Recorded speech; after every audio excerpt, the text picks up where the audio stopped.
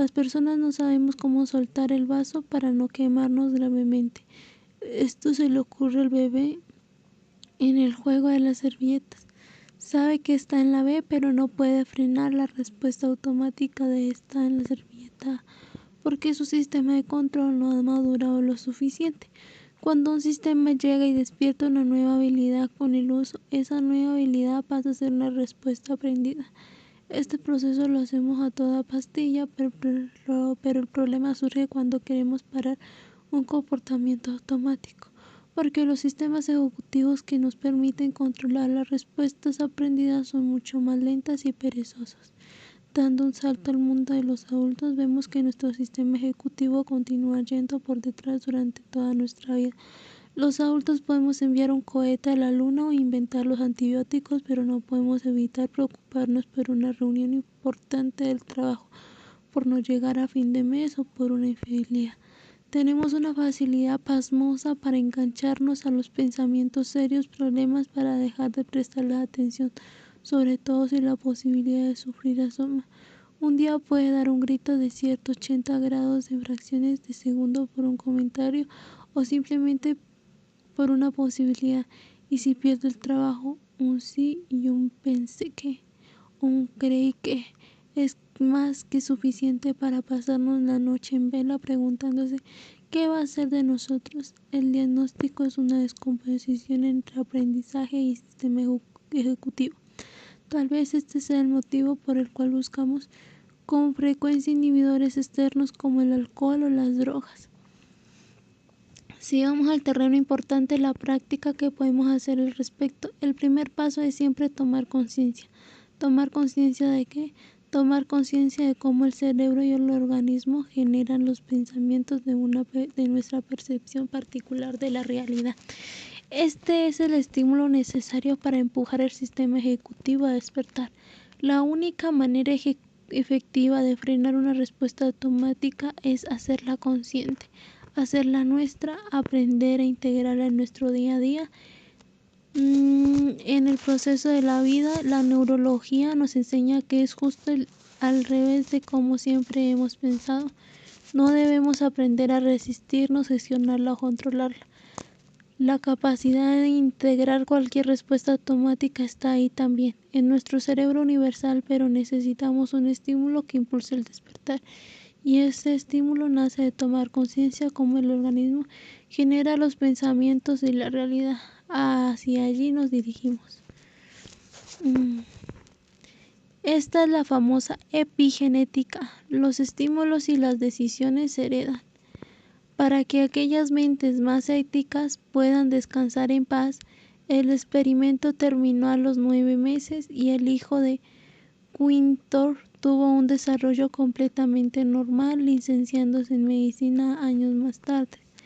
El experimento original fue llevado a cabo por el asiduo a los libros de psicología Jean Piaget en el siglo pasado, y Adele Diamond es la heroína que dio un giro de 180 grados a los estudios originales y con ella la percepción actual de la educación. Según el informe mundial de la United Nations Office on Drugs and Crime, alrededor de 250 millones de personas consumieron drogas en el 2014 y el 76.8% de los estudiantes españoles entre 14 y 18 reconoce haber consumido alcohol en el 2016, según el Ministerio de Sanidad. Muy bien.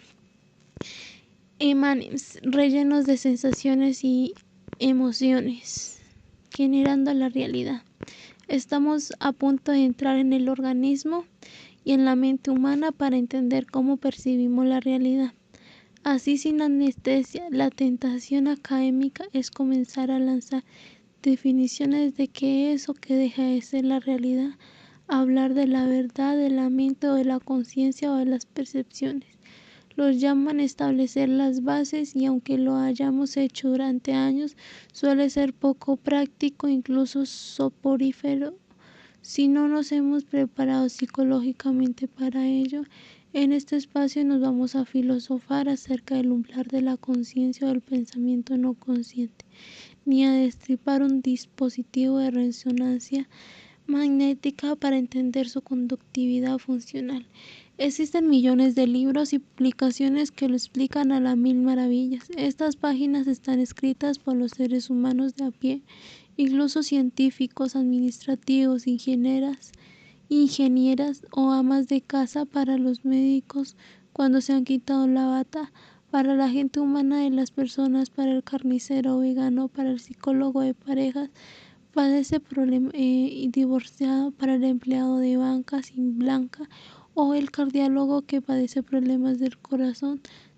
Si tanto sabemos por qué los psicólogos, los neurólogos o los ingenieros biomédicos no somos felices todo el tiempo, la respuesta es obvia. Las personas que aparentamos saber, seamos de ciencia o de letras, detrás de un vocabulario complejo y un pensamiento abstracto, escondemos una enorme ignorancia. Vivimos sin saber quiénes somos, ignorando lo que significa ser humanos y entender las relaciones, sintiéndonos a menudo perdidos y difícilmente encontramos nuestro espacio en el mundo. Y nadie debe avergonzarse de ello, porque cuando se trata de la vida no hay diferencia entre el inteligente y el ignorante, entre el político y el ciudadano, o entre el director de investigación y el barrandero.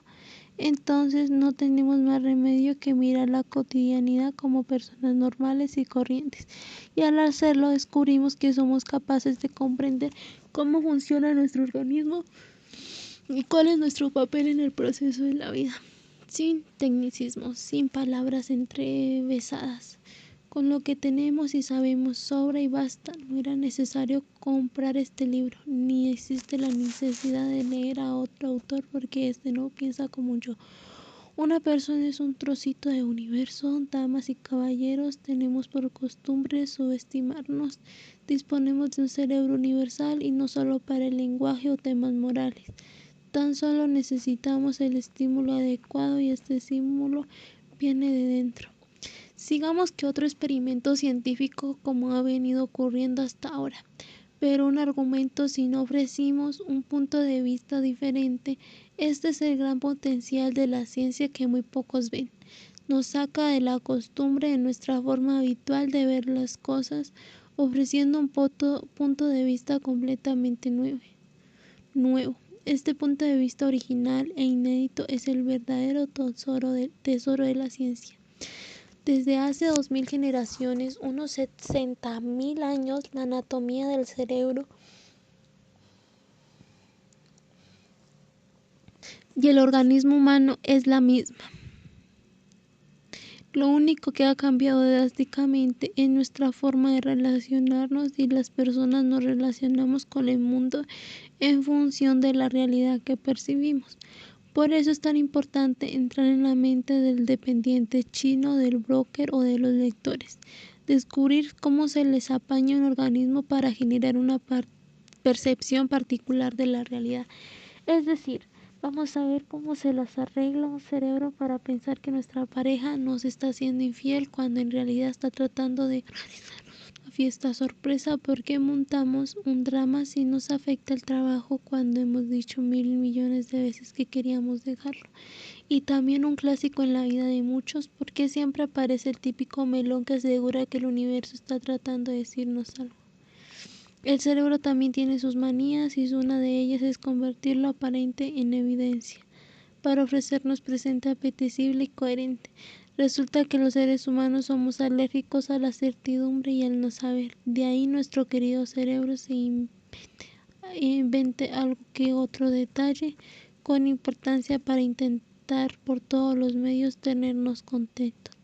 La pregunta es: ¿cómo de graves son las ilusiones que inventa nuestro cerebro a la hora de construir la percepción individual de la realidad? La respuesta a esta pregunta es punto de encuentro entre algunas tradiciones originales y la neurociencia. La ilusión es la tónica dominante del organismo y no algo puntual. El desafío y lo fascinante del asunto es que si queremos ser felices, va a tener que ser a través de la realidad ilusoria que percibimos. Fotografiando la existencia.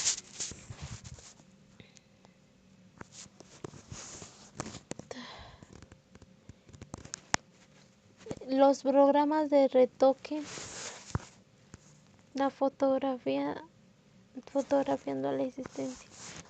Los programas de retoque fotográfico mediante filtros son un fenómeno mediático. La idea de mejorar una imagen con un solo clic ha cautivado a millones de personas y revolucionado el mundo de la fotografía, cuando en realidad en las diminutas celdas que poco después se convertirán en los famosos países. Una fotografía es una representación eléctrica de la luz en ese momento. Es decir, una percepción. Aplicar un filtro a una imagen es cambiar el valor de cada píxel con un fin estético y es equivalente a crear una opinión o un recuerdo acerca de esa percepción. De este proceso hay dos cosas a subrayar con fosforito. Por un lado, el objetivo de la cámara tiene sus limitaciones y capta la luz de una pequeña porción de espacio en función de su tamaño y la cantidad de los cristales de la lente, perdiendo gran cantidad de información de la escena real por el camino. Por ejemplo, la información referente a la profundidad no queda registrada en ningún sitio. Los colores originales cambian en función de las características de los cristales de la lente. El sensor de la cámara y de otros componentes, todos y cada uno de los elementos empleados por la cámara para captar la luz forman un sentido, y la fotografía final es una interpretación electrónica de la realidad. La percepción. El segundo aspecto interesante viene como recordamos o aplicarnos un filtro a la imagen. En ambos casos estamos modificando la interpretación que ha realizado la cámara de la escena original, y la imagen procesada se aleja todavía más de la realidad, se distorsiona. La fotografía más real que podemos llegar a hacer con la mejor cámara del mercado, ajustando todos los parámetros de forma idónea, captaría un 0,01 de toda la información existente delante del objetivo. Entonces nos hacemos una selfie y decidimos recortar la imagen para ponerla en la foto de perfil, sacando cuentas. Si nos quedamos con una parte de la imagen real, la cantidad de realidad de esa imagen sería mejor. Y todavía no hemos aplicado este filtro maravilloso que hará que nuestra piel aparezca de un supermodelo antes de subirla a Instagram. Al seleccionar el filtro estrella del pop, estamos cambiando el valor de cada píxel y sin darnos cuenta volvemos a alterar la información de la realidad percibida por la cámara. Aplicar un filtro sobre una imagen es equivalente al efecto de la memoria sobre la percepción de la realidad.